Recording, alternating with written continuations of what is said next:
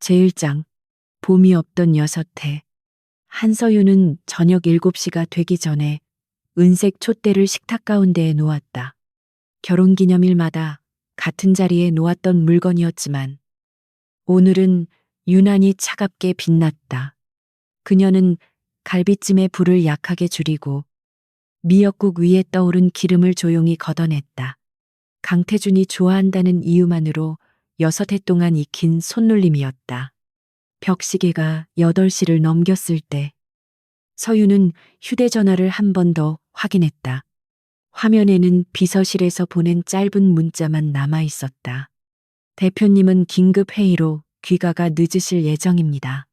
그것은 사과도 설명도 아니었고 집에 있는 아내에게 전달되는 공식 공지에 가까웠다. 서유는 식어가는 국그릇을 바라보다가 조용히 촛불을 껐다. 그녀는 자신이 실망하고 있다는 사실조차 이제는 조금 부끄러웠다. 6해 동안 같은 기다림을 반복한 사람에게 아직도 기대가 남아있다면 그것은 미련보다 습관에 가까웠다.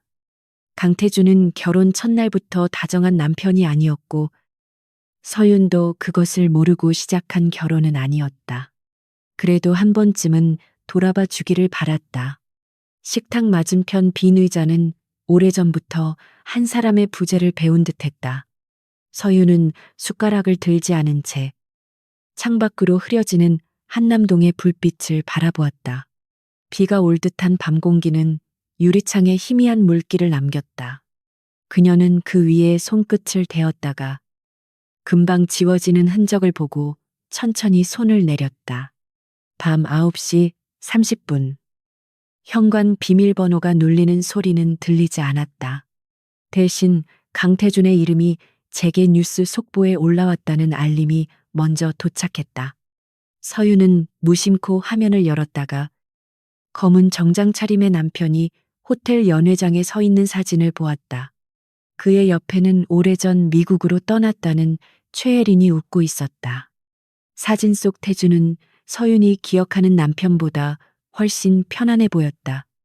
차갑고 정제된 얼굴은 같았지만 혜린을 향해 기울어진 시선에는 익숙한 온도가 있었다. 기사 제목은 강진그룹 차기 승계 구도와 해외 투자 협약을 함께 다루고 있었다. 그러나 댓글들은 이미 다른 이야기를 하고 있었다. 대표님 옆 여자는 누구냐는 질문들이었다. 서유는 식탁을 치우지 않은 채 옷방으로 들어가 검은색 원피스를 꺼냈다. 강진호텔에서 열리는 투자 기념 리셉션은 원래 그녀도 참석해야 하는 자리였다. 태주는 낮에 아무 말도 하지 않았지만 초대장은 분명 부부 동반으로 도착해 있었다. 그녀는 목걸이를 하지 않고 진주 귀걸이만 조용히 귀에 걸었다. 호텔 로비에 도착했을 때 서유는 자신의 이름이 초청 명단에서 빠졌다는 말을 들었다. 직원은 당황한 얼굴로 태블릿 화면을 여러 번 확인했고 서유는 그보다 먼저 상황을 이해했다. 그녀는 강태준의 아내였지만 강진그룹 공식 행사에서 언제든 지워질 수 있는 사람이었다. 그 사실은 새롭지 않았으나 오늘은 유난히 선명했다. 확인하지 않으셔도 됩니다. 서유는 직원에게 낮게 말하며 가방에서 초대장을 꺼내 보였다. 직원은 얼굴이 더 창백해졌고 뒤쪽에서 누군가 조용히 웃는 소리가 들렸다. 그 웃음은 아주 작았지만 서윤의 등줄기를 곧게 세우기에 충분했다. 그녀는 누구의 도움도 기다리지 않고 연회장 쪽으로 천천히 걸었다. 연회장은 샴페인 잔과 낮은 현악 연주로 가득 차 있었다. 검은 슈트 차림의 임원들은 작은 원을 만들며 서 있었고 그 중심에는 강태준이 있었다. 그는 혜린의 어깨 가까이에 서서 외국 투자자와 영어로 대화하고 있었다. 서윤이 입구에 멈춰 섰을 때 몇몇 시선이 먼저 그녀를 알아보았다. 그 순간 연회장의 공기가 아주 미세하게 바뀌었다. 사람들은 대놓고 놀라지는 않았지만 눈빛의 방향을 조심스럽게 조정했다. 법적인 아내가 도착했는데 남편 옆에는 다른 여자가 있었다. 한국 재벌가의 사교장은 늘 점잖은 척했지만 그런 장면 앞에서는 가장 잔인하게 살아났다. 서윤은 그들의 침묵이 무엇을 먹고 자라는지 알고 있었다. 태주는 뒤늦게 그녀를 보았고 표정에는 반가움보다 불쾌감이 먼저 스쳤다. 그 짧은 순간이 서윤에게는 6회를 요약한 대답처럼 느껴졌다. 그는 투자자에게 양해를 구한 뒤 혜린에게 잠시 기다리라는 눈짓을 보냈다.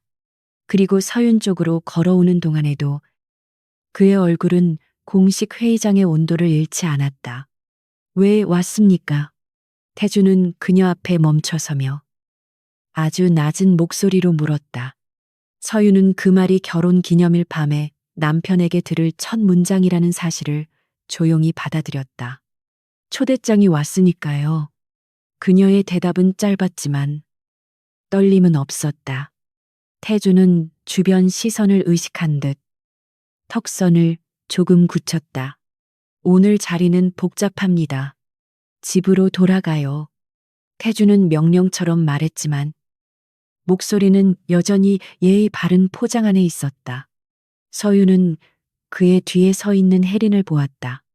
혜린은 죄책감 대신 가벼운 호기심이 담긴 미소를 짓고 있었다. 마치 늦게 도착한 손님이 잘못된 문으로 들어온 것을 보는 얼굴이었다. 강태준 대표님, 사모님이 오셨군요. 한 중년 이사가 다가와 상황을 부드럽게 덮으려 했다. 그러나 그의 말끝에는 사모님이라는 호칭보다 곤란함이 더 길게 매달려 있었다. 서윤은 잔을 건네받지 않고 고개만 살짝 숙였다. 태주는 그녀를 소개하지 않았다. 그 침묵은 어떤 모욕보다 정교했다. 혜린이 먼저 다가온 것은 그때였다. 오랜만이에요. 서윤 씨. 그녀는 친근한 척 손을 내밀었지만 호칭에는 명확한 선이 있었다. 사모님도 형님도 아닌 이름뿐인 부름이었다. 서윤은 그 손을 바라보다가 아주 천천히 마주 잡았다. 정말 오랜만이네요. 한국에 돌아온 줄은 오늘 기사로 알았습니다. 혜린의 미소가 아주 잠깐 흔들렸지만 곧 다시 매끄러워졌다. 태준 씨가 바빠서 말씀드릴 시간이 없었나 봐요. 그녀는 마치 오래된 권리를 확인하듯 자연스럽게 말했다. 서윤은 그 문장에서 자신이 바깥에 놓인 사람이라는 사실을 다시 들었다. 그러나 이상하게도 마음 깊은 곳은 더 이상 크게 아프지 않았다. 태주는 두 사람 사이에 흐르는 공기를 알아차리고 서윤의 팔을 가볍게 잡았다. 그 손길은 남편의 애정이 아니라 상황 통제자의 제스처에 가까웠다. 나중에 이야기합시다. 그는 이를 악문듯 말했고 서윤은 자신의 팔을 천천히 빼냈다. 사람들의 눈빛이 더 또렷하게 모였지만 그녀는 더 이상 물러서지 않았다. 오늘이 무슨 날인지 알고 있나요? 서윤의 목소리는 낮았고 현악 연주 사이로 조용히 흘러들었다. 태주는 대답하지 못했다. 그 침묵만으로도 충분했다. 혜리는 모르는 척 눈을 내렸고 주변 사람들은 갑자기 샴페인 잔에 관심을 가지는 척했다. 서윤은 그들의 세련된 외면을 보며 오히려 마음이 차분해졌다. 결혼기념일입니다. 서윤은 남편의 눈을 똑바로 보며 아주 평온하게 말했다. 태준의 얼굴이 미세하게 굳었다. 그러나 그 표정에는 미안함보다 계산이 먼저 지나갔다. 그는 어떻게 이 장면을 정리해야 할지 생각하고 있었다. 서윤은 그를 너무 오래 사랑해서 이제는 그의 침묵까지 읽을 수 있었다. 그런 건 집에서 이야기해도 됩니다. 태주는 결국 그렇게 말했다. 그 순간 서윤은 자신이 붙잡고 있던 마지막 신락 같은 기대가 끊어지는 소리를 들었다. 사랑받지 못했다는 사실보다 더 잔인한 것은 자신의 상처가 그에게 사소한 일정처럼 취급된다는 점이었다. 그녀는 고개를 끄덕였고 아무 말 없이 뒤돌아섰다. 호텔 복도를 걸어 나오는 동안 서유는 빠르게 울지 않았다.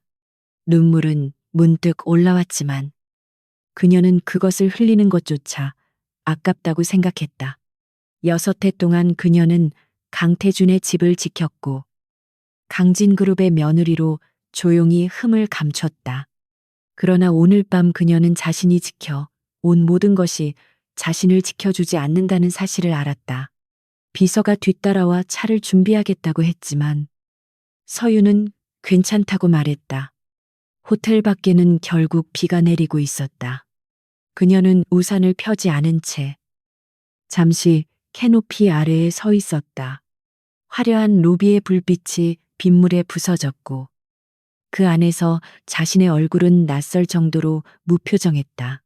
슬픔이 끝나면 사람은 이렇게 조용해지는 모양이었다. 집으로 돌아온 서유는 식탁이 음식을 모두 버렸다. 갈비찜은 이미 기름이 하얗게 굳어 있었고 미역국은 차가운 냄비 안에서 무겁게 식어 있었다. 그녀는 설거지를 마친 뒤 식탁을 깨끗하게 닦았다. 마지막으로 은색 촛대를 상자에 넣고 다시는 꺼내지 않을 물건처럼 깊은 서랍 안에 밀어 넣었다. 새벽 1시가 지나서야 태준이 돌아왔다. 그는 넥타이를 느슨하게 풀며 거실에 들어섰고 서윤이 불 켜진 식탁 앞에 앉아 있는 것을 보았다. 그의 얼굴에는 피로와 짜증이 섞여 있었다. 오늘 일은 불필요했습니다. 그가 먼저 꺼낸 말은 사과가 아니었다. 서윤은 그 사실에 더 이상 놀라지 않았다. 나도 그렇게 생각해요. 서윤은 작은 서류 봉투를 식탁 위로 밀어 놓았다. 태주는 그것을 보자마자 눈썹을 좁혔다. 봉투 안에는 이미 서명된 이혼 합의서가 들어 있었다. 6해 동안 말없이 접어두었던 결심이 이제는 종이 몇 장의 형태로 그들 사이에 놓였다. 방 안의 공기가 갑자기 낮아졌다. 태주는 서류를 꺼내 빠르게 읽었다. 그의 눈동자가 몇 줄을 지나가더니 서윤의 서명 부분에서 멈췄다. 지금 이게 무슨 장난입니까? 그는 차갑게 물었지만 목소리 끝은 아주 조금 거칠었다. 서윤은 그 작은 균열을 보았다. 그러나 그것은 그녀를 붙잡을 만큼 큰 변화가 아니었다. 장난이라면 6해 전에 끝냈어야죠. 서윤은 담담하게 대답하며 두 손을 무릎 위에 모았다. 나는 오늘 당신에게 결혼 기념일을 기억해 달라고 요구한 게 아니에요. 최소한 내가 당신 인생에서 공개적으로 지워질 사람은 아니라고 믿고 싶었어요. 그녀는 천천히 말했고 태주는 대꾸하지 못했다. 태주는 서류를 식탁 위에 내려놓았다. 감정적으로 결정할 문제가 아닙니다. 그의 말투는 회의실에서 손실을 검토할 때와 비슷했다. 서유는 피식 웃을 뻔했지만 입술만 아주 조금 움직였다. 당신에게 결혼은 항상 감정이 빠진 계약이었잖아요. 그러니 이제 계약을 끝내자는 말도 당신에게는 가장 이해하기 쉬울 거예요. 그 말에 태준의 눈빛이 서늘하게 가라앉았다. 그는 자존심이 다친 사람처럼 턱을 굳혔다. 원하는 게 뭡니까? 위자료입니까? 주식입니까? 아니면 할아버지께 압박을 넣겠다는 겁니까? 서유는 그 질문을 듣고 마침내 아주 느리게 숨을 내쉬었다. 사랑을 구걸했던 시간의 끝에서 남편은 여전히 거래 조건을 찾고 있었다. 아무것도 원하지 않아요. 서유는 봉투 옆에 놓인 반지를 바라보며 말했다. 당신 이름으로 받은 것들은 내일 변호사를 통해 정리할게요. 내가 가져갈 것은 내가 결혼 전에 가지고 있던 것뿐이에요. 그녀는 잠시 멈췄다가 태준의 눈을 다시 보았다. 그리고 내 이름입니다. 이제 그 이름만은 당신 집에서 빼내고 싶어요. 태준은 반지를 본 순간 처음으로 완전히 침묵했다. 반지는 결혼식 당일 그의 손으로 끼워준 것이었지만 그날 이후로 그는 그것을 제대로 본 적이 없었다. 서유는 매일 그 무게를 견뎠고 그는 매일 그 존재를 잊었다. 그 단순한 사실이 오늘 밤에는 이상하게도 그의 가슴을 거칠게 눌렀다. 한서윤, 태준이 이름을 불렀지만 그 뒤에 이어질 말은 쉽게 나오지 않았다. 그는 평생 사람을 붙잡는 법보다 사람을 움직이는 법을 먼저 배웠다. 돈과 지위와 침묵은 대부분의 문제를 해결했다. 그러나 지금 식탁 맞은편에 앉은 여자는 그 모든 것들이 닿지 않는 거리로 물러나 있었다. 서명해 주세요. 서유는 그의 망설임을 다정하게 기다려주지 않았다. 태주는 펜을 집어들었고 아주 짧은 순간 그녀가 자신을 말리기를 기대했다. 그러나 서유는 고개를 숙이지도 않았고 눈물을 보이지도 않았다. 그 평온함이 이상하게도 그의 손목을 무겁게 만들었다. 그는 결국 이름을 적었고 마지막 획에서 손이 흔들렸다. 서유는 서류를 다시 봉투에 넣었다. 내일 아침 나가겠습니다. 그녀의 목소리는 밤새 준비한 사람처럼 고요했다. 태주는 펜을 놓고 창밖에 비를 보았다. 그는 이혼이라는 단어가 이렇게 소리 없이 집 안으로 들어올 수 있다는 사실을 처음 알았다. 그리고 그 침묵이 자신의 통제 밖에 있다는 것도 아주 늦게 깨달았다. 새벽 4시. 서유는 작은 여행 가방 하나만 끌고 현관에 섰다. 옷장과 보석함과 안방 서랍에는 강진가가 준 물건들이 거의 그대로 남아 있었다. 그녀는 결혼 사진이 놓인 콘솔 앞에서 잠시 멈췄다. 사진 속 태주는 정면을 보고 있었고 서유는 그런 남편 옆에서 조용히 웃고 있었다. 그녀는 액자를 뒤집어 놓지 않았다. 미워서 떠나는 사람이라면 그것마저 벌처럼 남겼을지 몰랐다. 그러나 서유는 이제 미움으로도 자신을 이 집에 묶어두고 싶지 않았다. 현관문을 열자 차가운 새벽 공기가 들어왔다. 비는 아직 그치지 않았고 마당의 조명은 젖은 돌길 위에서 희미하게 번졌다. 서유는 마지막으로 거실을 돌아보았다. 6해 동안 그녀가 닦고 데우고 기다렸던 공간은 이미 남의 집처럼 조용했다. 그녀는 식탁 위에 작은 봉투 하나를 남겨두었다. 그 안에는 강태준이 아직 알지 못하는 또 다른 진실이 들어 있었다. 그녀는 문을 닫고 빗속으로 걸어 나갔고 집 안에는 처음으로 완전한 빈자리가 남았다. 제2장. 그가 보지 못했던 아내.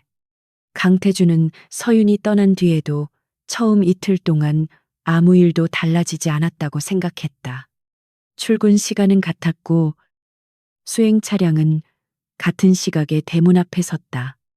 임원회의의 안건도 예정대로 진행되었고 시장 반응은 여전히 그의 표정 하나에 흔들렸다. 그런데 밤마다 집으로 돌아오면 설명하기 어려운 공백이 조용히 그를 기다렸다. 현관의 조명은 자동으로 켜졌지만 집 안에는 사람의 온기가 없었다. 식탁 위에는 물컵 하나조차 놓여 있지 않았고 거실의 꽃병도 비어 있었다. 태주는 그동안 그런 것들이 누군가의 손끝에서 매일 새로워졌다는 사실을 생각하지 못했다. 그는 외투를 벗으며 빈집이 이렇게 분명한 표정을 가질 수 있다는 것을 처음 알았다. 가사 직원들은 필요한 일을 모두 하고 있었다. 그러나 그들이 만든 질서는 완벽할수록 낯설었고 서윤이 남기던 작은 흔적과는 달랐다. 그녀는 차가운 집을 꾸미려 애쓴 사람이 아니었다. 다만 집안의 모서리마다 사람이 다치지 않을 만큼의 부드러움을 남겼다. 태주는 그것을 사소한 취향이라고 생각했고 이제야 그것이 배려였다는 사실을 깨달았다. 셋째 날 밤, 그는 습관처럼 식탁 끝자리에 앉았다. 아무도 차를 내오지 않았고 누구도 오늘 회의가 힘들었는지 묻지 않았다. 그런 질문을 서윤이 자주 했던 것도 아니었다. 그러나 그녀는 가끔 그의 앞에 따뜻한 물을 놓고 아무 말 없이 서재문을 닫아주었다. 그 침묵은 그를 귀찮게 하지 않는 방식의 위로였다. 태주는 서재로 들어가려다 식탁 한쪽에 놓인 작은 봉투를 발견했다. 서윤이 떠나던 새벽 남겼던 봉투였지만 그는 일부러 열지 않고 있었다. 이혼 합의서에 서명한 뒤로 그 봉투까지 확인하면 자신이 그녀의 퇴장을 인정하는 것 같았다. 그는 우습게도 그 작은 종이봉투 하나를 상대로 자존심을 세우고 있었다. 봉투 안에는 오래된 병원 예약증과 강진그룹 사회공헌재단의 내부 메모가 들어 있었다. 그러나 가장 위에는 짧은 손편지가 있었다. 할아버님 정기 검진은 매월 둘째 주 수요일입니다. 약은 저녁 식후에 드셔야 하고 감정적으로 자극받으면 호흡이 가빠지십니다. 태주는 그 문장을 읽다가 자신이 전혀 몰랐던 일정 앞에서 손을 멈췄다. 그의 조부 강 회장은 누구에게도 약한 모습을 보이지 않는 사람이었다. 태주는 회장이 건강 문제를 숨긴다는 사실만 어렴풋이 알았고 자세한 관리는 의료팀이 맡는다고 여겼다. 그러나 서윤의 메모에는 약 이름과 부작용, 담당 교수의 개인 연락처까지 정리되어 있었다. 그것은 며느리의 예의가 아니라 오랜 시간 이어진 돌봄의 기록이었다. 다음 날 아침, 태주는 비서실장 오진석을 집무실로 불렀다. 그는 서류를 책상 위에 던지듯 내려놓고 서윤이 재단 업무에 얼마나 관여했는지 물었다. 진석은 잠시 대답을 망설였고 그 침묵이 태준의 기분을 더 날카롭게 만들었다. 알고 있는 대로 말해.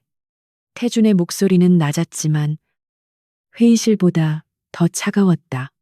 사모님께서는 공식 직함은 없으셨지만 재단 위기 대응을 여러 번 도우셨습니다. 진석은 조심스럽게 말하며 태준의 눈치를 살폈다. 특히 작년 보육원 후원금 논란 때는 외부 감사팀 연결부터 피해 가족 설득까지 직접 챙기셨습니다. 태준은 그 사건을 기억했다. 언론은 하루 만에 잠잠해졌고 그는 자신의 법무팀이 잘 처리했다고만 생각했다. 진석은 태준이 말이 없자 더 낮은 목소리로 말을 이었다. 대표님 해외 출장 중 발생한 협력사 노동사고도 사모님께서 유가족 면담을 먼저 요청하셨습니다. 보상한 문구를 바꾸자고 제안하신 것도 사모님이셨고 그 덕분에 집단 소송으로 번지지 않았습니다. 태준의 손가락이 책상 위에서 멈췄다. 그는 서윤이 조용한 사람이라고 생각했다. 강진과 행사에서 말수가 적고 누구보다 예의 바르게 한 걸음 물러서는 아내라고 여겼다. 그러나 그 조용함 안에서 그녀는 집안의 균열과 회사의 흠집을 매번 손으로 막고 있었다.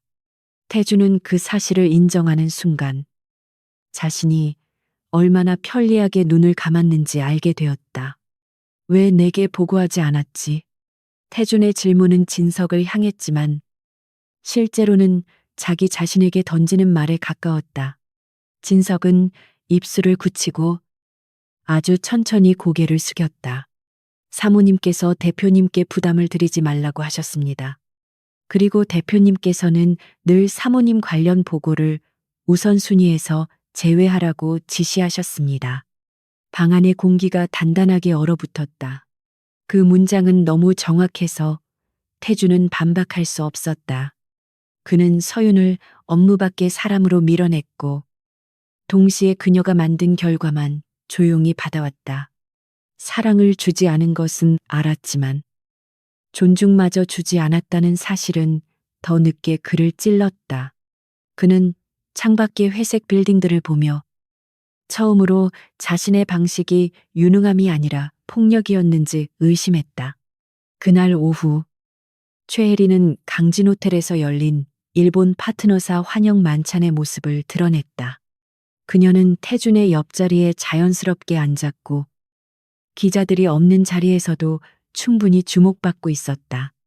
강진가 사람들은 그녀가 해외에서 오래 공부했고 태준과 예전부터 가까웠다는 점을 노골적으로 반겼다. 서윤의 빈자리는 너무 빠르게 다른 사람에게 배정된 듯했다. 혜리는 흰색 정장 차림으로 완벽하게 웃었지만 만찬은 첫 건배부터 미세하게 어긋났다. 일본 파트너사의 부회장은 돌아가신 창업주의 이름을 언급하며 조심스러운 추모 인사를 기대했다. 그러나 혜리는 미리 준비된 자료를 제대로 확인하지 않았고 생존한 현 회장을 고인으로 잘못 언급했다. 통역이 문장을 멈춘 순간 긴 테이블 위에 공기가 싸늘해졌다. 태주는 즉시 대화를 돌리려 했지만 이미 분위기는 손상되어 있었다. 혜리는 당황을 숨기려 더 크게 웃었고 그것이 오히려 무례하게 보였다. 예전 같았으면 서윤이 조용히 찻잔을 들며 다른 화제로 흐름을 바꾸었을 것이다. 그녀는 상대의 체면을 세우는 방식으로 실수를 지웠고 누구도 그 수습이 수습이었다고 느끼지 못하게 만들었다. 만찬 후반에는 더 큰 문제가 생겼다. 혜린이 일본식 예절을 흉내내며 농담처럼 한 말이 상대 기업의 가업 정신을 가볍게 여기는 표현으로 번역되었다. 태주는 입술을 굳게 다물고 사과했지만 부회장의 미소는 이미 단단히 닫혀 있었다. 강진그룹 국제사업부 임원들은 서로 눈을 피했고 혜리는 처음으로 자신이 환영받지 못한다는 사실을 느꼈다. 호텔을 나서는 길에 혜리는 태준의 팔을 붙잡았다. 실수는 누구나 해. 태준아. 그녀는 가볍게 말했지만 목소리에는 불안이 묻어 있었다. 태준은 자신의 팔에 얹힌 손을 내려다보며 이상하게도 서윤의 손을 떠올렸다. 서윤은 사람들 앞에서 그를 붙잡은 적이 거의 없었다. 필요할 때만 조용히 옆에 서 있었고 그 침묵으로 더 많은 것을 지켰다. 오늘 자료는 누가 확인했지? 태준이 묻자 혜린의 얼굴에서 미소가 사라졌다. 비서팀에서 준 거잖아. 내가 그런 세부 사항까지 다 외워야 해. 그녀의 반문은 틀리지 않은 듯 보였지만 태준의 귀에는 무책임하게 들렸다. 그는 서윤이 매번 그런 세부 사항을 외웠다는 사실을 너무 늦게 떠올렸다. 그녀는 누구도 요구하지 않은 일을 누구보다 정확하게 해왔다. 그 밤 태준은 운전기사에게 집 대신 서윤의 예전 주소지를 말하려 했다. 그러나 그는 곧 자신이 그녀의 현재 거처를 모른다는 사실을 깨달았다. 6해 동안 한 집에서 살았던 아내가 어디로 갔는지, 누구와 연락하는지, 어떤 일을 시작했는지 그는 아무것도 몰랐다. 그 무지는 단순한 정보 부족이 아니었다. 진석은 다음날 오전 서윤의 새 직장 주소를 조심스럽게 보고했다. 그녀는 여의도 외곽의 작은 건물에 있는 독립투자 자문사에서 일하고 있었다. 이름은 라온 파트너스였고 규모는 강진그룹과 비교할 수 없을 만큼 작았다. 그러나 최근 스타트업 구조조정 자문으로 업계에서 빠르게 주목받고 있었다. 태주는 그 보고서를 끝까지 읽은 뒤 직접 차를 몰고 나갔다. 라온 파트너스 사무실은 화려하지 않았지만 문 앞부터 묘하게 생기가 있었다. 젊은 직원들이 빠르게 오가고 회의실 유리벽에는 손으로 쓴 숫자와 일정이 빼곡했다. 서윤은 회색 니트에 검은 슬랙스 차림으로 프린터 앞에 서 있었다. 진주 귀걸이도 강진과 며느리의 무거운 옷차림도 없었다. 그런데 태주는 그 모습이 낯설 정도로 자유롭다고 느꼈다. 그녀는 태준을 보고도 크게 놀라지 않았다. 다만 출력물을 정리하던 손을 멈추고 손님을 맞이하듯 고개를 숙였다. 예약하셨나요? 그녀의 목소리는 정중했고 그래서 더 멀게 느껴졌다. 태주는 그 말의 순간 대답을 잃었다. 한때 법적으로 가장 가까웠던 사람이 이제는 일정표에 없는 방문객처럼 그를 바라보고 있었다. 이야기 좀 합시다. 태주는 습관처럼 짧게 말했지만 예전만큼 단단하게 들리지 않았다. 서윤은 회의실 쪽을 한번 보더니 시간을 확인했다. 10분 뒤에 고객 미팅이 있어요. 중요한 용건이면 메일로 보내주세요. 그녀는 정말로 바빠 보였고 그 바쁨 안에는 그를 위한 여백이 없었다. 태주는 그것이 생각보다 아프다는 사실에 당황했다. 당신이 강진에서 했던 일들을 들었습니다. 태주는 낮게 말하며 주변 직원들의 시선을 의식했다. 서유는 잠시 그를 바라보다가 서류철을 품에 안았다. 이미 끝난 일입니다. 그때도 내 이름으로 한 일은 아니었고 지금도 내 공으로 돌릴 생각 없어요. 그녀의 말은 조용했지만 태준을 밀어내는 힘은 분명했다. 태준은 그녀의 얼굴에서 피곤함을 보았다. 결혼 생활 동안 보지 못한 것이 아니라 보려고 하지 않았던 얼굴이었다. 왜 말하지 않았습니까? 그는 결국 가장 늦은 질문을 꺼냈다. 서유는 아주 작게 웃었고 그 웃음에는 비난보다 체념이 더 많았다. 말할 기회를 준 적이 없었어요. 당신은 늘 내가 집안일만 하는 사람이라고 생각했으니까요. 그 대답은 변명할 틈을 남기지 않았다. 태주는 자신이 사과해야 한다는 것을 알았지만 사과의 문장을 고르는 데조차 서툴렀다. 권력을 가진 사람은 잘못을 인정하지 않아도 관계가 유지되는 삶에 익숙해진다. 그는 그런 방식으로 회사를 운영했고 그런 방식으로 결혼을 방치했다. 이제 그 방식은 서윤 앞에서 아무 힘도 없었다. 강진에 문제가 생겼습니다. 태주는 끝내 다른 이야기로 돌아섰다. 국제사업부 자료가 외부로 새고 있고 일본 파트너사도 재협상을 요구할 가능성이 큽니다. 서윤은 고개를 조금 기울였지만 표정은 변하지 않았다. 예전의 그녀라면 이미 원인을 묻고 상대의 손실보다 체면을 먼저 계산했을 것이다. 그러나 지금 그녀는 아무것도 묻지 않았다. 그래서 나를 찾아온 건가요? 서윤의 질문은 부드러웠지만 그 안에는 명확한 선이 있었다. 태주는 그 선 앞에서 잠시 침묵했다. 도움을 요청하러 왔다는 사실을 인정하기가 어려웠다. 더 어려운 것은 자신이 그 도움을 당연하게 받아왔다는 사실이었다. 그는 마른 입술을 열고 거의 들리지 않는 목소리로 말했다. 조언이 필요합니다. 서유는 그 말을 듣고도 흔들리지 않았다. 그녀는 유리병 너머에서 자신을 부르는 동료에게 손짓으로 잠시 기다리라 했다. 그리고 태준을 똑바로 바라보았다. 나는 더 이상 강진그룹 며느리가 아니에요. 당신의 아내도 아니고 집안의 문제를 조용히 덮어야 할 사람도 아니에요. 그녀의 목소리는 낮았지만 지난 6회보다 더 단단했다. 태주는 그 문장들이 자신의 가슴을 차례로 통과하는 것을 느꼈다. 알고 있습니다. 그는 늦게 대답했지만 서유는 고개를 저었다. 아니요. 아직 모르는 것 같아요. 당신은 내가 떠났다는 사실만 알지. 내가 왜 돌아가지 않는지는 모르는 것 같아요.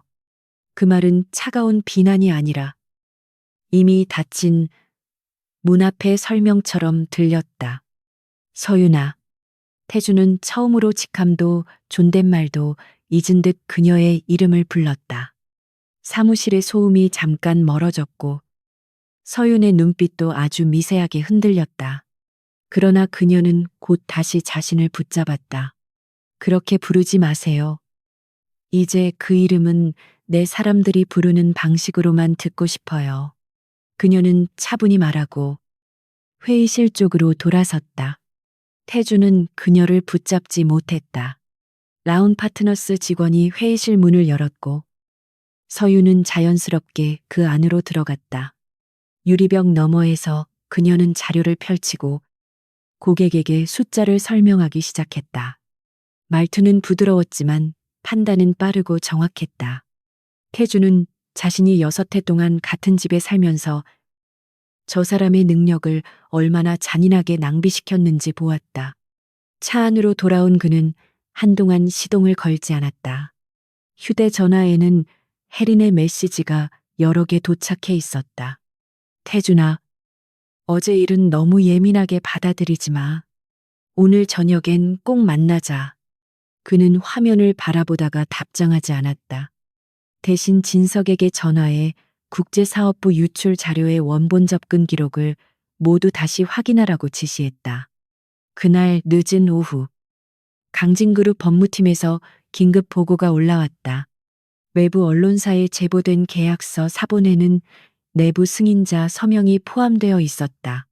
문서는 오래전 재단 관련 계정으로 접속된 기록을 가지고 있었고, 파일 속성에는 한서윤이라는 이름이 남아 있었다.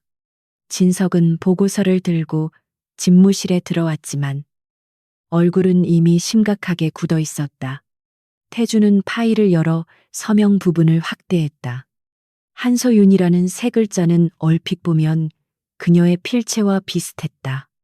그러나 결혼 서류와 병원 메모를 수없이 본 태주는 아주 작은 차이를 알아차렸다.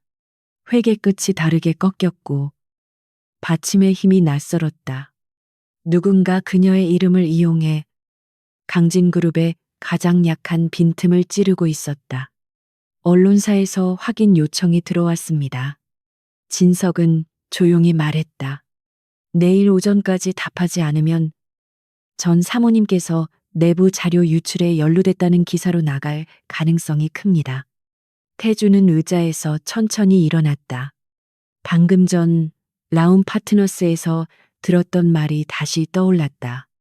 나는 더 이상 당신의 아내가 아니에요. 그러나 이번에는 그 말이 그를 물러서게 하지 않았다.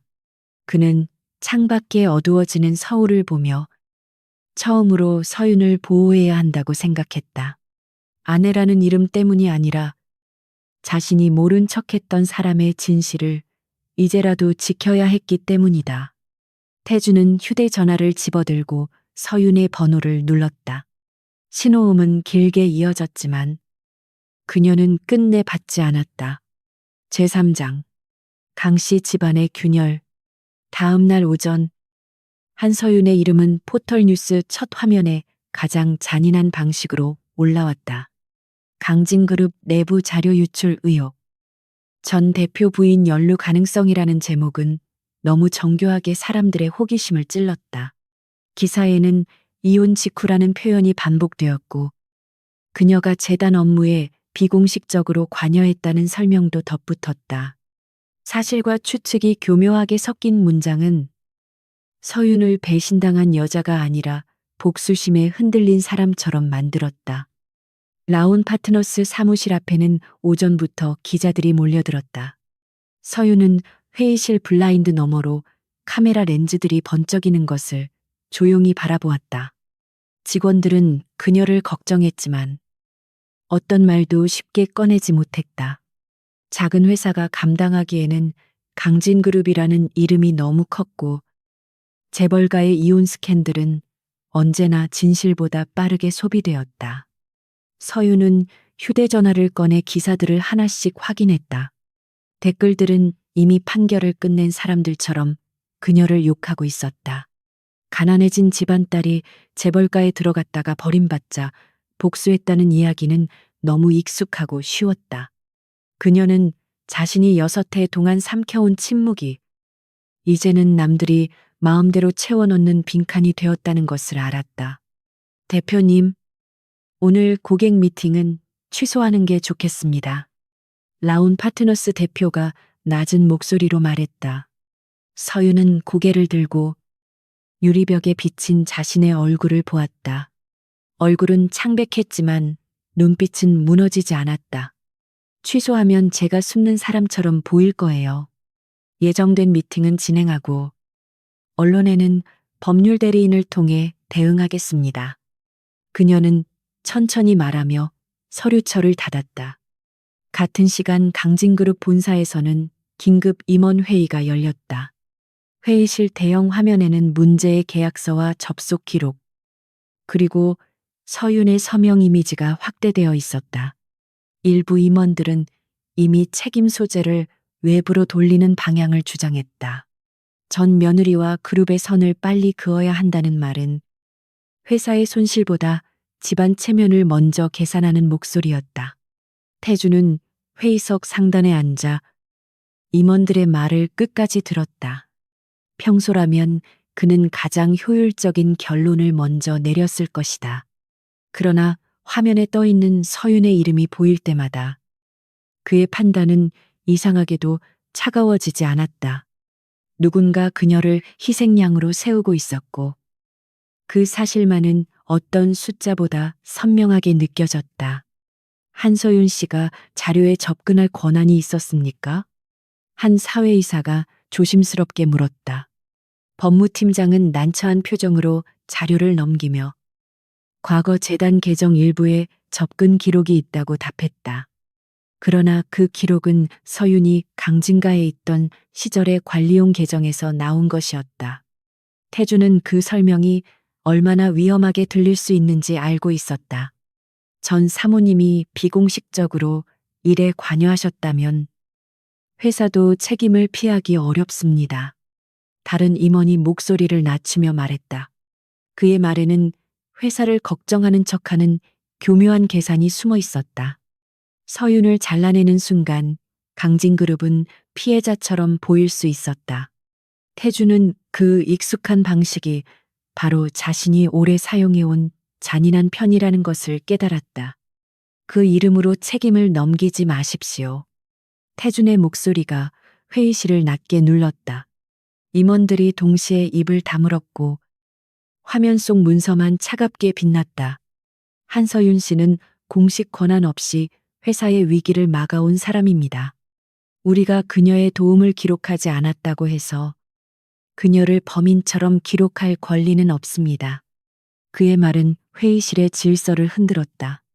강씨 일가의 친척이자 전략기획본부장인 강민석은 불편한 얼굴로 몸을 앞으로 기울였다. 대표님, 지금 개인 감정을 섞으실 때가 아닙니다. 시장은 이미 그녀를 의심하고 있고 우리는 회사를 지켜야 합니다. 그는 냉정하게 말했지만 눈빛은 지나치게 빠르게 움직였다. 태주는 그 불안정한 시선을 놓치지 않았다. 회사를 지키는 일과 사람을 버리는 일은 다릅니다. 태주는 민석을 바라보며 천천히 대답했다. 오늘부터 내부 조사 권한은 감사실이 아니라 대표 직속 특별팀으로 이관합니다. 법무팀은 한서윤 씨에 대한 언론 대응을 즉시 중단하고 위조 가능성을 전제로 증거를 다시 확인하십시오. 회의실 안에는 처음으로 분명한 균열이 생겼다. 그 발표는 1시간 만에 언론으로 흘러나갔다. 강진그룹 대표가 전 부인을 공개적으로 두둔했다는 제목은 또 다른 파문을 만들었다. 사람들은 그가 뒤늦게 미련을 보인다고 비웃었고 일부는 이혼이 위장이라는 소문까지 퍼뜨렸다. 그러나 태준에게 가장 중요한 것은 대중의 해석이 아니었다. 그는 이제 서윤이 홀로 맞아야 했던 싸움을 자신의 자리에서 보기 시작했다. 오후 늦게 서윤의 법률 대리인 윤민재가 라움 파트너스 회의실로 들어왔다. 그는 오래된 대학 동문이었고 서윤이 강진가와 거리를 두기 시작한 뒤 처음 연락한 사람이었다. 민재는 두꺼운 파일을 펼치며 기자들보다 먼저 움직인 사람이 내부에 있다고 말했다. 기사 배포 시간과 파일 생성 시간이 맞지 않아요. 누군가 언론사에 완성된 이야기를 먼저 넘겼습니다. 그의 설명은 차분했다. 서윤은 파일 속 접속 기록을 읽으며 익숙하지 않은 계정, 이름 하나를 발견했다.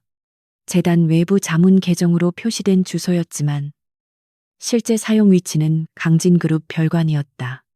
민재는 그 부분을 손가락으로 짚으며 해당 층이 전략기획본부와 해외사업 조정팀이 함께 쓰는 곳이라고 설명했다.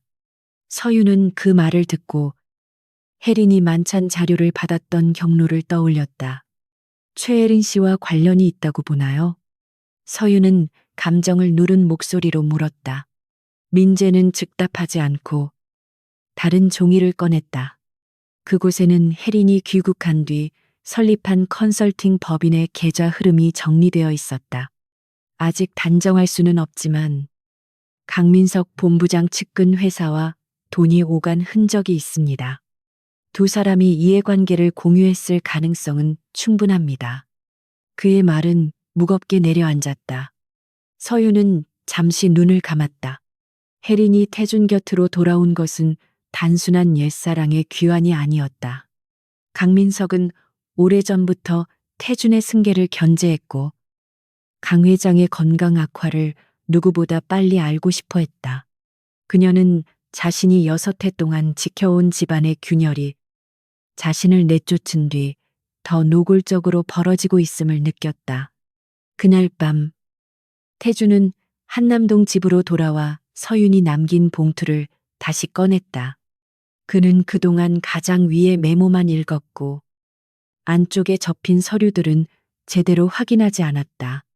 봉투 아래에는 병원 진단서 사본과 강 회장의 심장시술 동의서, 그리고 서윤이 직접 작성한 일정표가 들어 있었다. 날짜들은 지난 3년 동안 촘촘하게 이어져 있었다.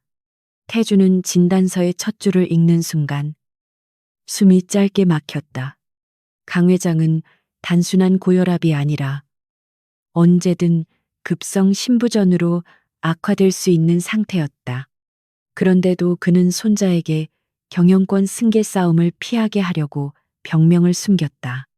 서윤은 그 비밀을 알고도 어떤 권리도 요구하지 않았고 오히려 집안의 소란을 막기 위해 병원과 재단 사이를 오갔다. 서류 사이에는 오래된 사진 한 장도 있었다. 병원 복도 의자에 앉은 강 회장 옆에서 서윤이 담요를 무릎 위에 덮어주고 있었다. 사진 속 그녀는 피곤해 보였지만 표정은 놀라울 만큼 다정했다. 태주는 그 모습을 보며 자신이 그 시간 어디에 있었는지 떠올리려 했다. 그는 아마 해외 투자자와 식사를 하고 있었거나 혜린의 귀국 소식을 무심히 지나쳤을 것이다. 태주는 곧바로 병원으로 향했다. 새벽 가까운 시간이었지만 강 회장의 병실 앞에는 오래된 수행비서 한 명이 앉아 있었다.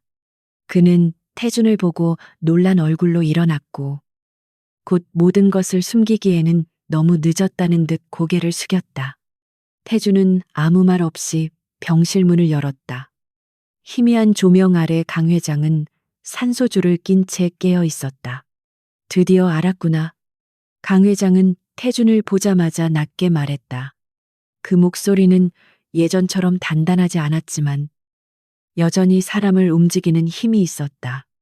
태준은 침대 옆 의자에 앉지 못하고 문가에 선 채 진단서를 쥐고 있었다. 왜 제게 말하지 않으셨습니까?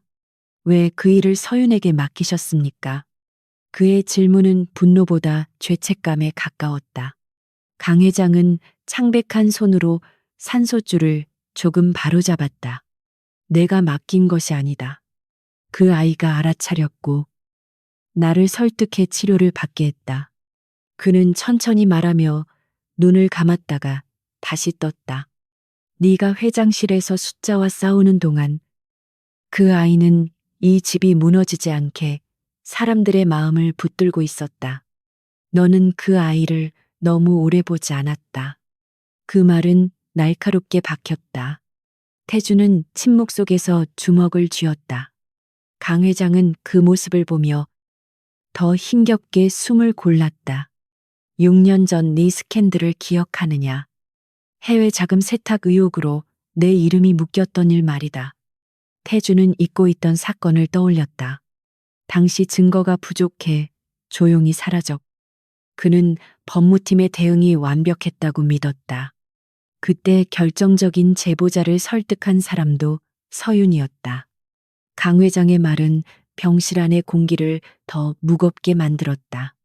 그 아이 아버지의 무너진 회사가 우리 집과 얽혀 있었기 때문에 서윤은 처음부터 빚을 지고 들어온 것처럼 살았다. 그런데도 네 이름이 망가지면 네가 평생 의심 속에서 살 거라고 했다. 태주는 몸 안에 어딘가가 부서지는 느낌을 받았다. 그는 서윤이 왜 이혼을 말하던 날 아무것도 원하지 않는다고 했는지 이제야 이해했다. 그녀는 처음부터 대가를 요구하지 않은 사람이었고, 그래서 더 쉽게 무시당했다. 태주는 자신이 준 상처보다 자신이 알아보지 못한 시간들이 더 잔인하게 느껴졌다. 그녀는 사랑받지 못한 아내였고, 동시에 강씨 집안의 가장 조용한 방패였다. 병실을 나오는 길에 태주는 민재에게서 온 메시지를 확인했다. 내일 오전 금융감독원 비공개 조사 전 서윤 씨의 출석이 필요합니다. 그러나 문제는 그 다음 문장이었다. 지금 서윤 씨와 연락이 닿지 않습니다. 사무실에도 없고 자택 근처에서도 확인되지 않습니다. 태주는 화면을 오래 바라보다가 심장이 늦게 뛰기 시작했다. 그는 즉시 서윤에게 전화를 걸었다. 신호음은 길게 이어졌지만 이번에도 아무도 받지 않았다. 태주는 라움 파트너스로 차를 몰았고 비가 내리는 새벽 도로는 텅 비어 있었다.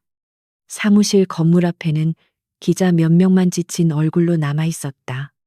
경비원은 서윤이 저녁 무렵 혼자 나갔다고 말했고 검은색 세단 한 대가 뒤따라갔다고 덧붙였다. 태주는 그 말을 듣는 순간 강민석의 얼굴과 혜린의 미소가 동시에 떠올랐다. 그는 진석에게 위치 추적과 도로 CCTV 확인을 지시하며 처음으로 명령보다 절박함이 앞선 목소리를 냈다. 내일 아침 조사에 서윤이 나타나지 않으면 세상은 그녀의 침묵을 도주로 해석할 것이다. 그리고 누군가는 바로 그 침묵을 원하고 있었다. 새벽 5시. 태주는 한강대교 위에 차를 세우고 다시 전화를 걸었다. 차창 밖으로 젖은 서울이 희미하게 밝아지고 있었고 그의 손은 차갑게 식어 있었다. 마지막 신호음이 끊기려는 순간 수화기 너머에서 아주 낮은 숨소리가 들렸다. 그러나 서윤의 목소리는 들리지 않았고 낯선 남자의 말만 짧게 흘러나왔다. 강태준 대표님, 너무 늦으셨습니다. 제 사장, 이미 떠난 사람을 붙잡는 일.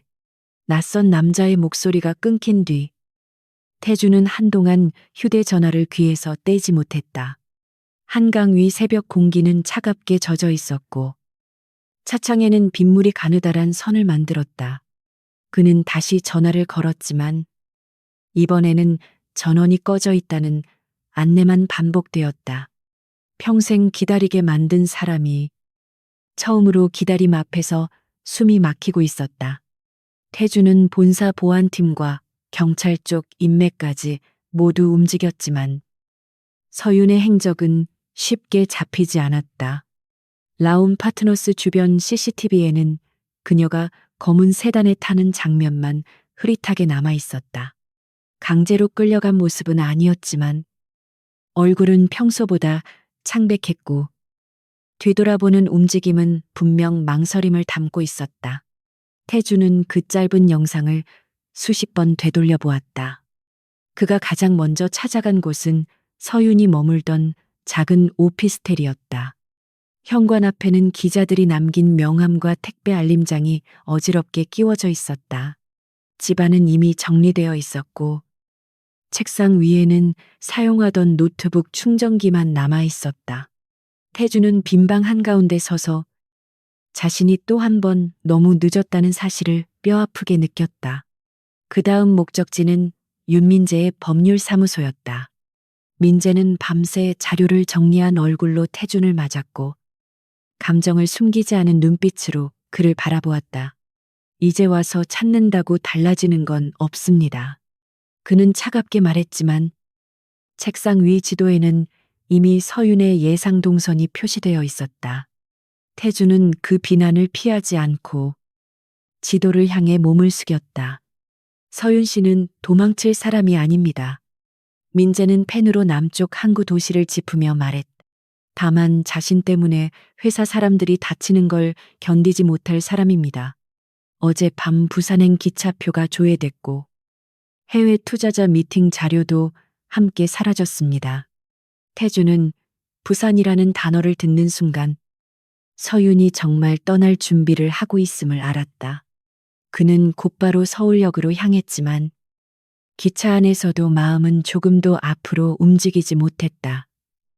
창밖으로 젖은 들판과 낮은 산들이 지나갔고 그는 휴대전화 속 서윤의 번호만 계속 바라보았다.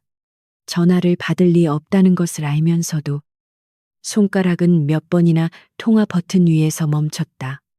사과는 항상 늦게 도착했고 그래서 더 초라했다. 부산에 도착했을 때 바다는 잿빛으로 가라앉아 있었다. 태주는 라운 파트너스의 해외 파트너가 묵는 호텔과 항만 투자 설명회장을 차례로 뒤졌다. 그러나 서윤은 어디에도 없었고 사람들은 그를 알아보고 조심스럽게 고개를 숙였다. 강태준이라는 이름은 여전히 문을 열 수 있었지만 한서윤이라는 사람에게 닿는 길만은 열어주지 못했다.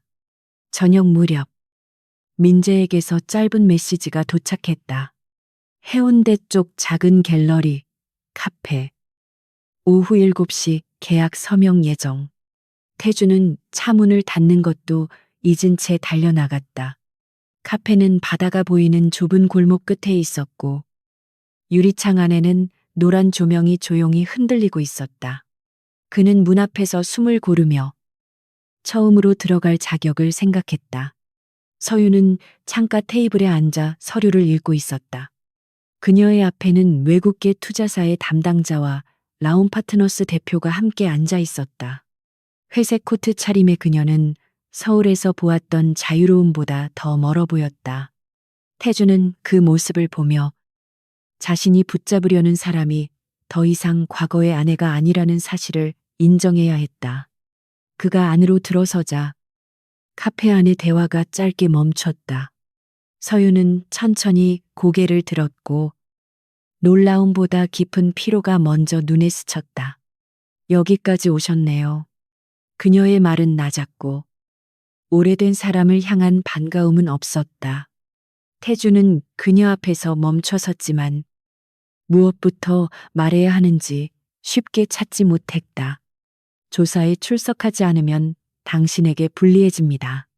태주는 결국 가장 실용적인 문장부터 꺼냈다. 서윤은 그 말을 듣고 서류를 조용히 닫았다. 그래서 떠나는 겁니다. 내가 한국에 있으면 강진도, 라운도 계속 흔들릴 테니까요. 그녀는 자신의 상처보다 남들의 피해를 먼저 계산했고 태주는 그 익숙한 방식에 가슴이 내려앉았다. 그건 당신이 감당할 일이 아닙니다. 태주는 낮게 말했지만 서윤은 희미하게 고개를 저었다. 나는 늘 그렇게 들었어요.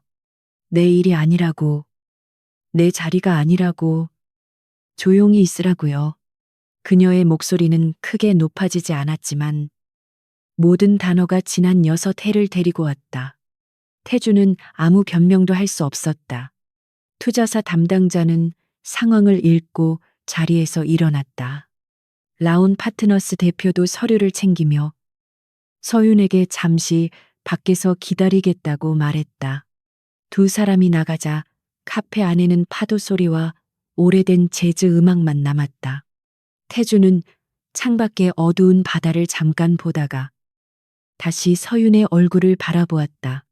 그 얼굴에는 돌아갈 집을 잃은 사람의 고요함이 있었다.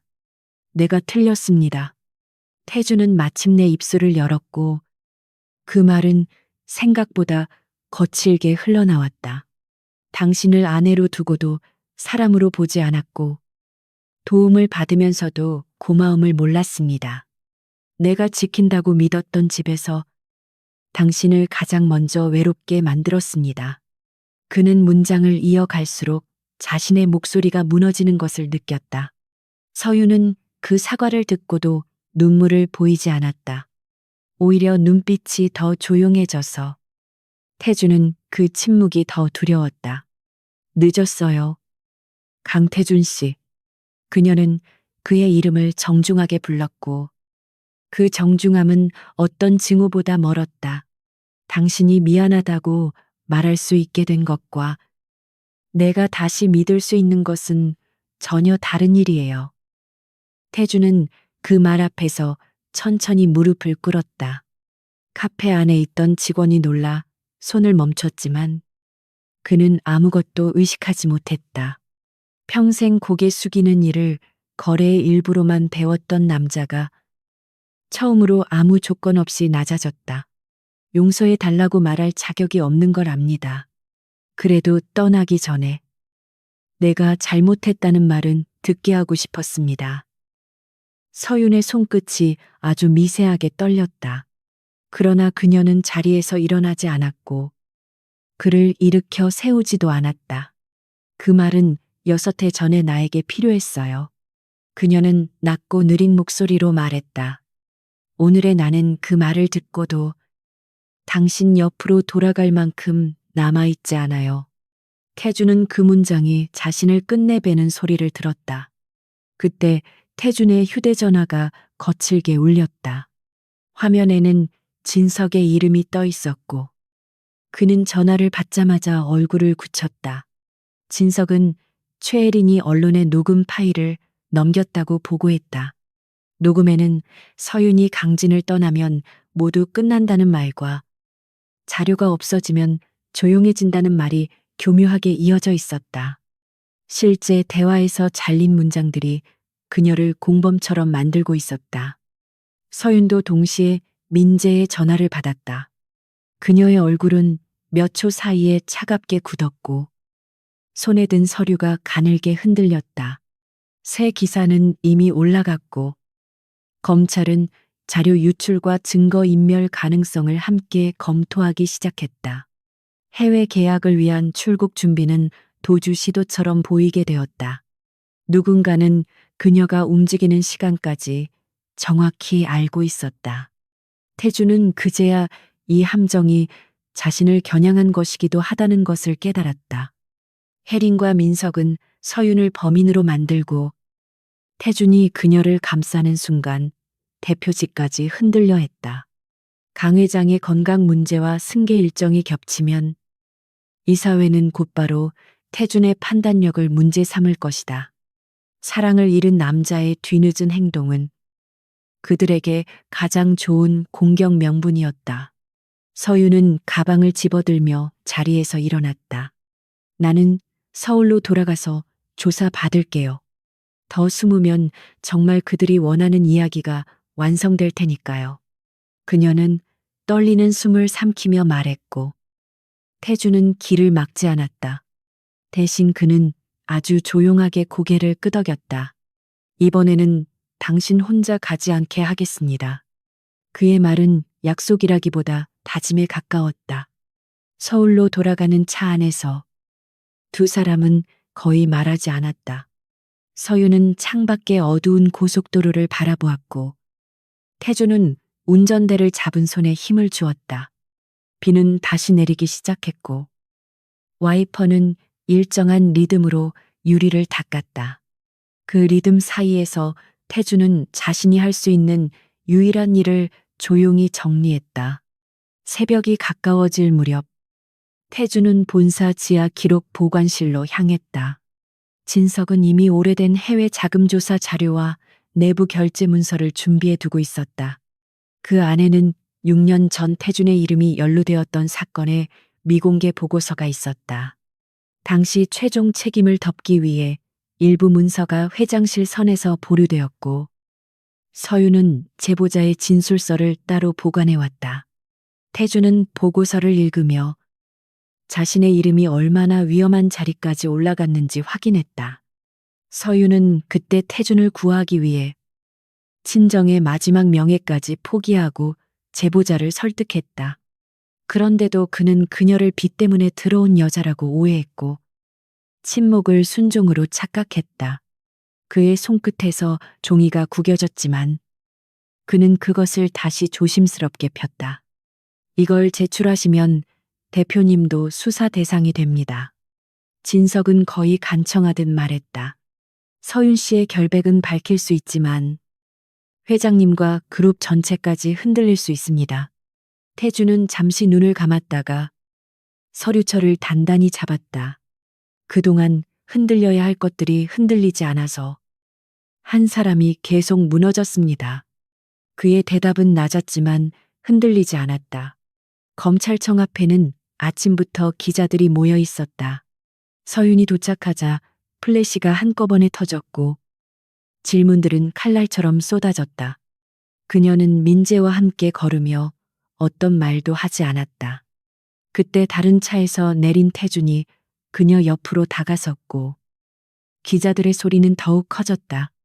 서윤은 놀란 눈으로 그를 보았지만 태준은 시선을 앞으로만 두었다.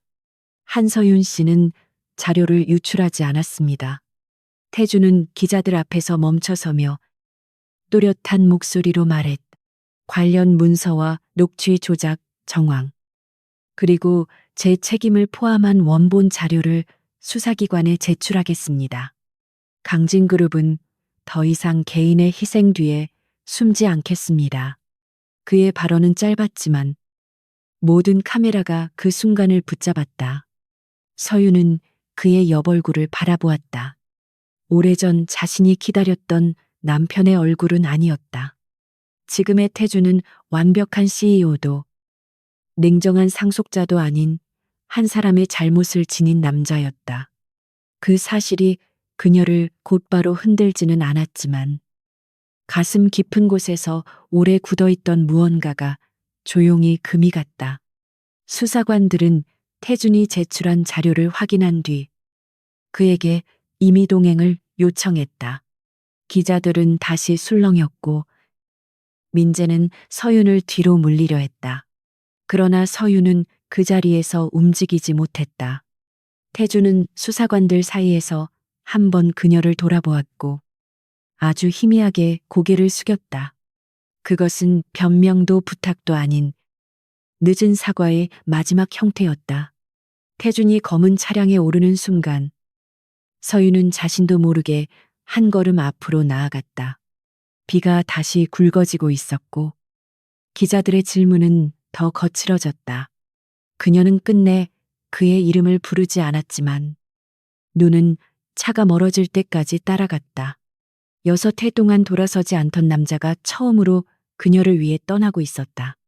그리고 서윤은 처음으로 완전히 등을 돌릴 수 없었다. 제5장 이혼 뒤에 시작된 사랑.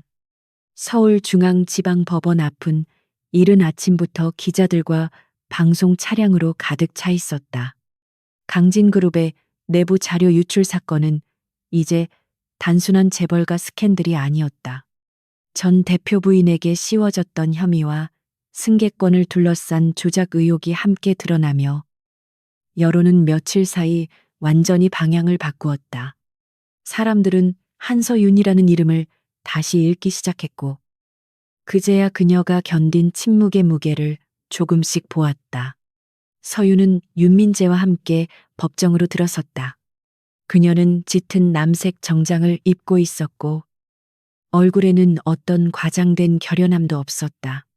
다만 걸음은 흔들리지 않았고 기자들의 질문 앞에서도 고개를 숙이지 않았다.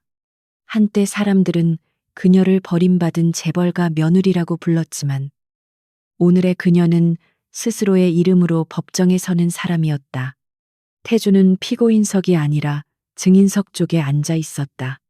그는 수사 과정에서 자신의 과거 사건 자료를 모두 제출했고 강진그룹 내부 은폐 정황까지 인정했다. 그 선택은 그의 지위를 크게 흔들었지만 서윤의 혐의를 벗기는 결정적인 계기가 되었다. 서윤은 그를 보지 않으려 했지만 그의 창백해진 얼굴은 시야의 가장자리에 조용히 남았다. 재판이 시작되자 검사는 위조된 서명 파일의 생성 경로를 먼저 제시했다. 파일은 서윤의 과거 계정으로 접속된 것처럼 보였지만 실제 접속 위치는 전략기획본부의 폐쇄 회의실이었다. 이어진 디지털 포렌식 결과는 더 명확했다. 서명 이미지는 병원 동의서에서 잘라낸 뒤 계약서에 더 씌운 흔적을 가지고 있었다. 최혜리는 증인석에 앉아 처음에는 모든 혐의를 부인했다. 그녀는 자신도 강민석에게 이용당했을 뿐이며 녹음 파일이 조작된 줄 몰랐다고 말했다. 그러나 민재가 통신 기록과 계좌 흐름을 제시하자 그녀의 목소리는 점점 흔들렸다. 강민석의 측근 회사에서 혜린의 컨설팅 법인으로 돈이 흘러간 날짜는 기사 배포 하루 전과 정확히 맞물려 있었다. 법정 안의 공기는 강민석이 직접 신문을 받으며 완전히 바뀌었다. 그는 처음에는 승계 안정성을 위해 리스크를 관리했을 뿐이라고 주장했다. 그러나 태준이 제출한 회장실 보류 문서와 통화 녹취가 공개되자 그의 얼굴에서 자신감이 빠르게 사라졌다. 강 회장의 건강 악화를 이용해 이사회를 흔들고 서윤을 희생양으로 삼은 계획은 더 이상 숨을 곳이 없었다. 서윤은 자신의 이름이 반복해서 법정 안에 울리는 것을 들었다. 누군가는 그녀를 도구로 썼고 누군가는 방패로 세웠으며 누군가는 침묵을 동의로 바꾸려 했다. 그러나 오늘은 그 모든 문장 끝에 다른 결론이 붙고 있었다. 그녀는 범인이 아니었고 복수의 눈먼 전처도 아니었으며 오래도록 이용당한 뒤에도 무너지지 않은 사람이었다. 판사가 서윤의 혐의 없음과 관련자들의 기소 사유를 정리할 때 방청석에서는 낮은 술렁임이 일었다. 기자들은 빠르게 노트북을 두드렸고 방송 카메라는 법정 밖에서 대기했다. 민재는 조용히 서윤에게 고개를 끄덕였지만 그녀는 곧바로 웃지 못했다. 무죄라는 단어는 해방처럼 들렸지만 잃어버린 6해를 되돌려 주지는 못했다. 재판이 끝난 뒤 태주는 법원 복도 끝에서 서윤을 기다리고 있었다. 그는 다가오지 않았고 그녀가 지나갈 수 있는 거리를 충분히 남겨두었다. 예전에 그였다면 결과를 정리하고 필요한 보호 조치를 말했을 것이다. 그러나 지금 그는 그녀가 먼저 시선을 줄 때까지 아무 말도 하지 않는 법을 배우고 있었다. 오늘 증언 고마웠어요. 서윤은 멈춰서서 낮게 말했다. 태주는 그 한마디를 듣고도 쉽게 대답하지 못했다. 당연히 해야 할 일이었습니다. 그는 뒤늦게 말했고 그 말은 오래전에 자신에게 들려주는 꾸짖음처럼 느껴졌다. 서윤은 고개를 끄덕였지만 그 이상의 말을 건네지는 않았다. 그날 오후 강진그룹 본사 기자회견장은 발 디딜 틈 없이 붐볐다. 태주는 회색 정장 차림으로 연단 앞에 섰고 뒤에는 어떤 임원도 동행하지 않았다. 그는 준비된 원고를 들고 있었지만 첫 문장을 읽기 전에 종이를 내려놓았다. 카메라 불빛이 얼굴을 하얗게 만들었고 그는 처음으로 숨기지 않은 피로를 세상 앞에 드러냈다. 강진그룹은 한 개인의 희생을 침묵으로 덮어왔습니다. 태준의 목소리는 낮았지만 분명했다. 저 역시 그 침묵의 가장 큰 수혜자였고 한서윤 씨에게 남편으로서도 대표로서도 씻을 수 없는 상처를 주었습니다. 기자들의 손이 바빠졌지만 그는 멈추지 않았다. 사과는 회사의 전략이 아니라 자신이 직접 짊어져야 할 책임이었다. 그는 대표이사직에서 물러나겠다고 발표했다. 이사회의 재정비와 독립감사가 끝날 때까지 모든 경영 권한을 임시경영위원회에 맡기겠다는 결정이었다.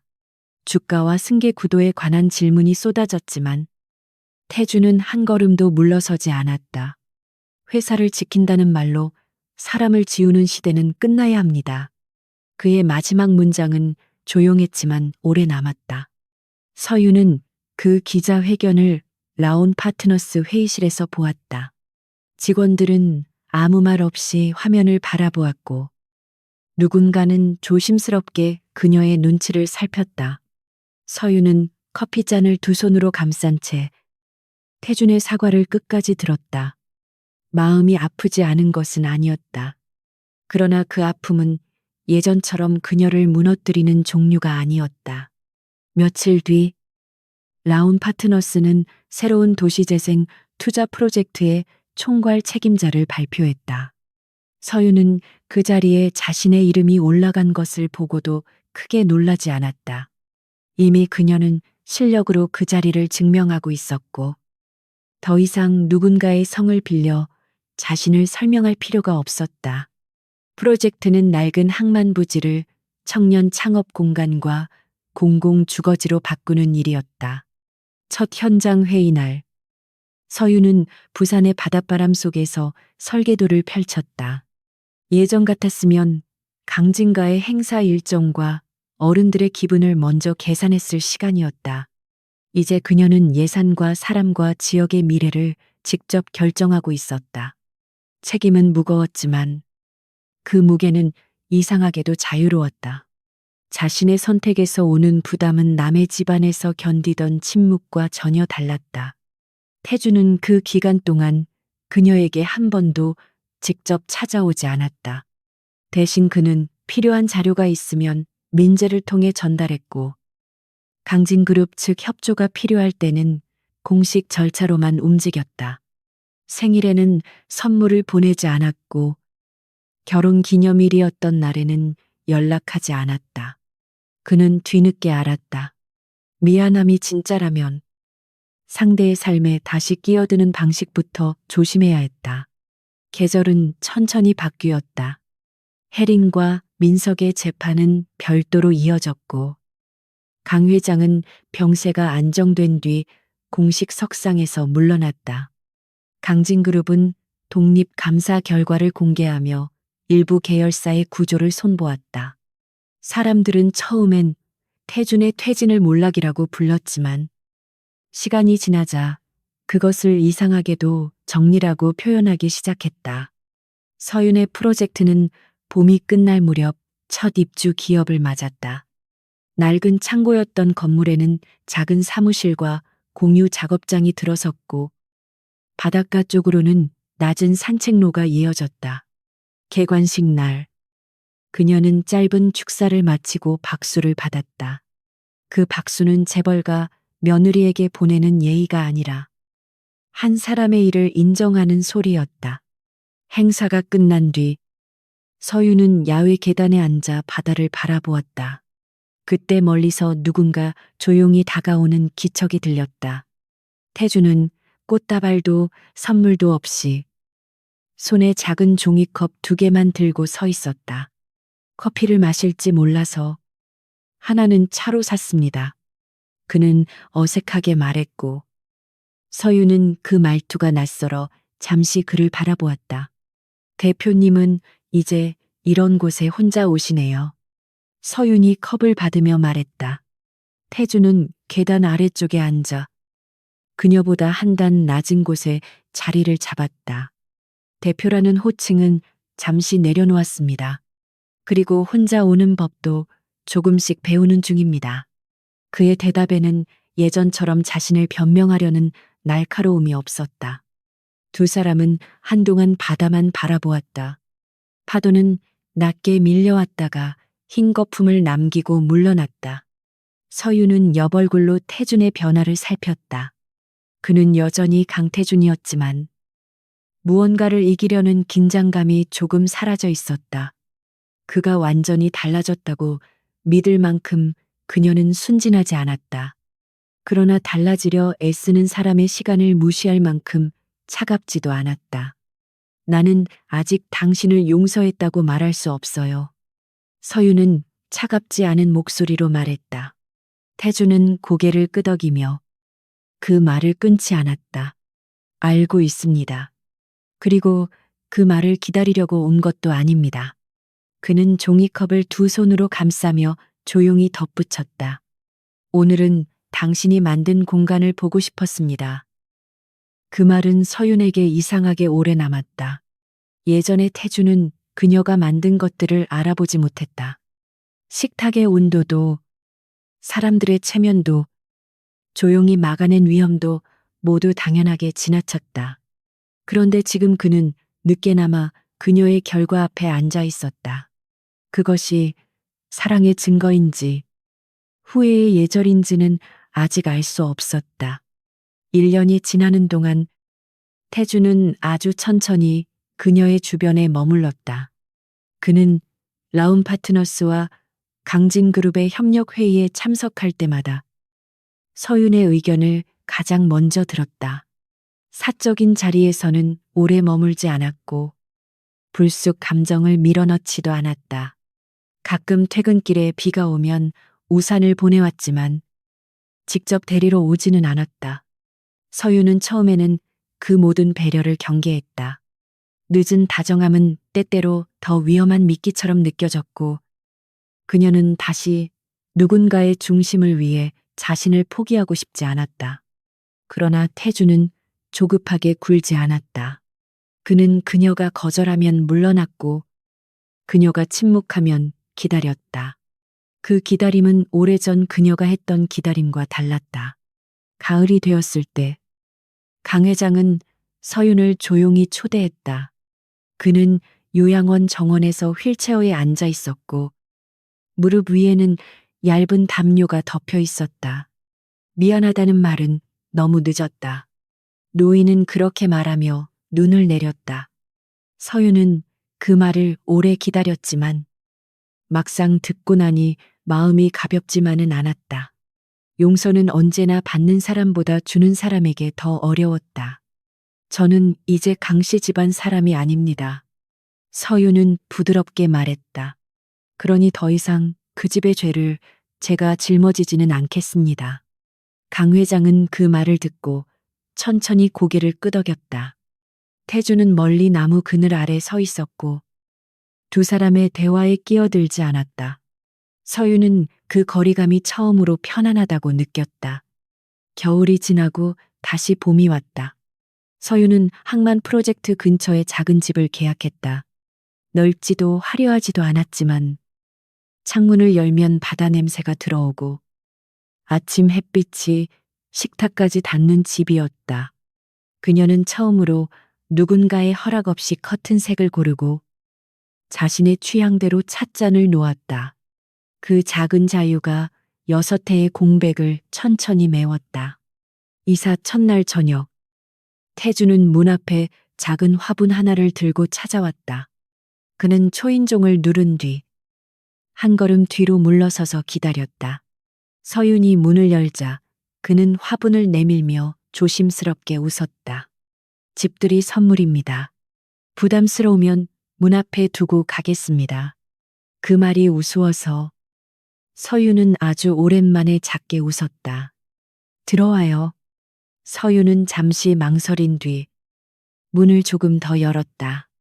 태주는 그 한마디에 놀란 듯 눈을 들었지만 곧 조심스럽게 신발을 벗었다. 집 안에는 아직 정리되지 않은 상자들이 놓여 있었고 식탁 위에는 2개의 컵이 나란히 있었다. 그는 그 풍경을 보며 처음으로 남의 집에 초대받은 사람처럼 조용해졌다. 서윤은 차를 내오며 그에게 맞은편 의자를 가리켰다.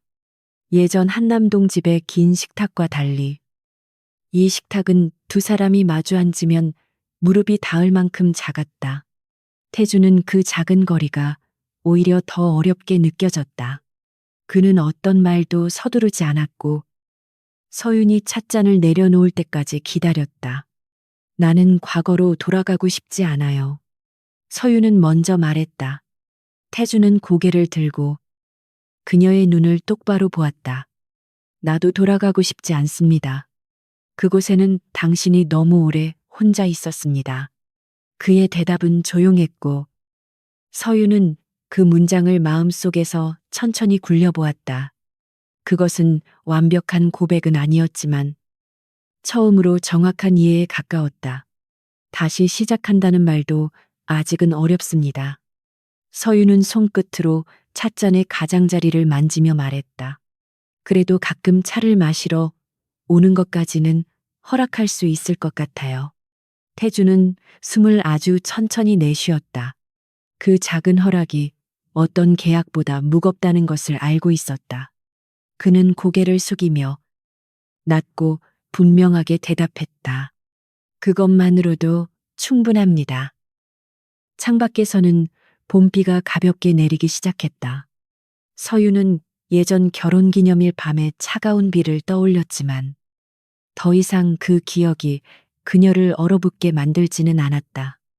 같은 비였지만 지금의 집은 그녀가 선택한 곳이었다. 맞은편에 앉은 남자도 과거의 권리로 들어온 사람이 아니라 허락을 기다리는 사람이었다. 그날 밤 태주는 오래 머물지 않고 자리에서 일어났다. 현관 앞에서 그는 뒤돌아보며 아무 약속도 강요하지 않았다. 서유는 문을 닫기 전 창가에 놓인 작은 화분을 바라보았다. 아직 꽃은 피지 않았지만 잎은 선명하게 살아 있었다. 그녀는 그 화분에 물을 주기로 했다. 그것이 사랑인지 용서인지는 다음 계절이 천천히 알려줄 일이었다.